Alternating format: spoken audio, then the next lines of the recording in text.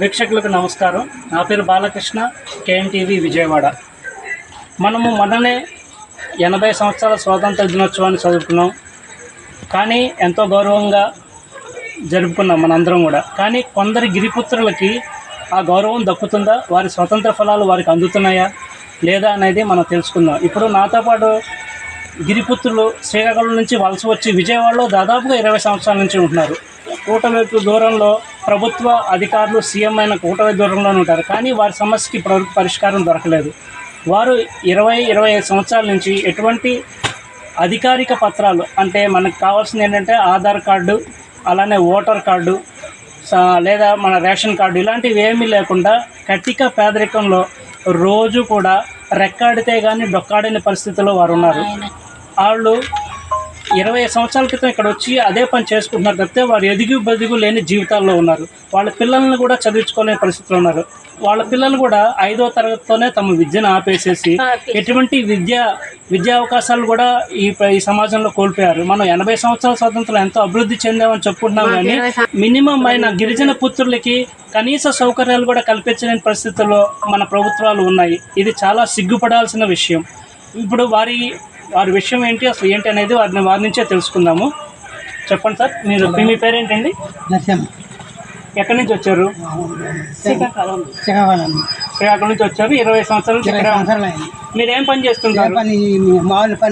ముఠా పని చేసుకుంటారు. మీ పేరమ్మా? వారికి ఏమవుతారు? భార్య. మీరు అక్కడి నుంచే వచ్చారు. మీరు కూడా ఏం పనులు చేసుకుంటుంటారు రోజువారీ పనులు? ఎంతమంది పిల్లలు మీకు? 2 పిల్లలు. 2 ఆడపిల్లలే. ఆడపిల్లల్నే చదివించుకోలేకపోయిన పరిస్థితిలో ఉన్నారు. ఇది వీరి పరిస్థితి అండి. ఇప్పుడు అసలు యాక్చువల్గా మన పరిస్థితి ఏంటి అనేది మనకు తెలుసు. మనం మొన్ననే అల్లూరి సీతారామరాజు గారి ఇంటర్నేషనల్ ఎయిర్పోర్ట్ అని చెప్పి మనం భోగాపురంలో ఓపెన్ చేసుకున్నాము. వారి స్ఫూర్తిని ఏమైనా తీసుకున్నామా? వారు ఎందుకు పోరాడారు? అల్లూరి సీతారామరాజు గారు గిరిజన పుత్రుల యొక్క విలువల కోసం, వారికి ఉన్నతిని కలిగించడం కోసం, వారి గౌరవంగా సమాజంలో బతకడం కోసం వారు ఎంతో పోటీపడ్డారు. వారి పేరు మీద మనం ఏదో చేస్తున్నాం, కానీ నిజమైన గిరిపుత్రులు ఎలాంటి దుర్భర పరిస్థితుల్లో ఉన్నారో ఇక్కడ చూస్తే తెలుస్తుంది. విజయవాడ లాంటి మహానగరానికి నడిబొడ్డున ఉన్నా కూడా వాటికి ఎటువంటి సౌకర్యాలు లేవు. వారికి సంబంధించి రేషన్ కార్డు కోసం లోకల్ తెలుగుదేశం నాయకులు సాంబయ్య గారు కొంత ప్రయత్నం చేశారు. వారు మన MRO గారి దగ్గరికి, సంబంధిత అధికారుల దగ్గరికి వెళ్ళి వారికి ఆధార్ కార్డు ఇప్పించి దాని ద్వారా ఓటు హక్కు అలానే రేషన్ కార్డు రప్పించడానికి చేసుకున్నారు. కానీ ఆయన కూడా ఒక గిరిపుత్రుడు అవడంతో ఏమైందంటే అక్కడ పట్టించుకునే పరిస్థితి లేకుండా అయిపోయింది. ఇప్పుడు నేను కొంచెం హార్ష్గా మాట్లాడుతున్నానని అనుకోవద్దు, నన్ను విమర్శించొద్దు. అదే ఒక కమ్మ నాయకుడు, రెడ్డి నాయకుడు వెళ్తే అదే పరిస్థితి ఉంటుందా?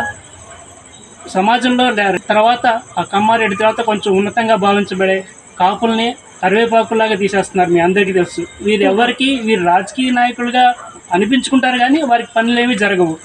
ఇది వాస్తవ పరిస్థితి.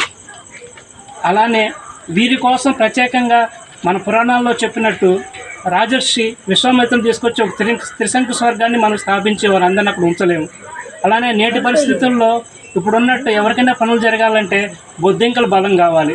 వీరికి ఆ బొద్దింకల బలం కూడా లేదు. ఈ బొద్దింకలన్నీ పగటిపూట మురుగు అంటే నా ఉద్దేశంలో ఇక్కడ నల్లదనం చుట్టూ ఉంటాయి, రాత్రి బయటకు వస్తాయి.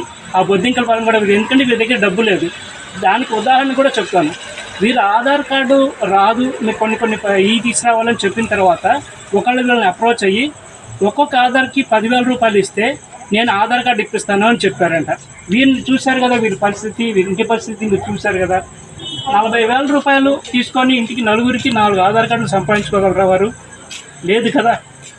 కాబట్టి నేను ప్రభుత్వాన్ని కోరేది ఏంటంటే ఆ 10,000తో ఎవరైతే ఎలాగైతే ఇప్పిస్తా అన్నారో డబ్బులు లేకుండా వారికి దాని ద్వారా వీరికి ఫ్రీగా ఆధార్ కార్డులు, వారికి రావాల్సిన హక్కులైన రేషన్ కార్డు కానీ ఓటర్ కార్డు కానీ ఇప్పించవలసిందిగా ప్రభుత్వాన్ని కోరుతున్నాము. పాత ప్రభుత్వంలో కూడా వీరికి ఎటువంటి ఇది జరగలేదు. కొత్త ప్రభుత్వం వచ్చింది, కూటమి ప్రభుత్వం వచ్చింది. ఎక్కడ అన్యాయం జరిగినా, అక్రమం జరిగినా తాను ముందుంటానని చెప్పే నారా లోకేష్, అలానే పేదలకి ఆపదలుగా ఆదుకునే మన ఉప ముఖ్యమంత్రి పవన్ కళ్యాణ్, పేదలకు పెన్నిధి అయిన నారా చంద్రబాబు నాయుడు వీరి సమస్యల్ని పట్టించుకొని ఇక్కడ అధికార గణానికి వారికి దిశానిర్దేశం చేసి వీరికి హక్కులైన ఆధార్ కార్డులు అలాంటి రేషన్ కార్డు అవన్నీ ఇప్పించవలసిందిగా కేఎన్ టీవీ తరఫున మేము ప్రభుత్వాన్ని ప్రార్థిస్తున్నాము. Thank you.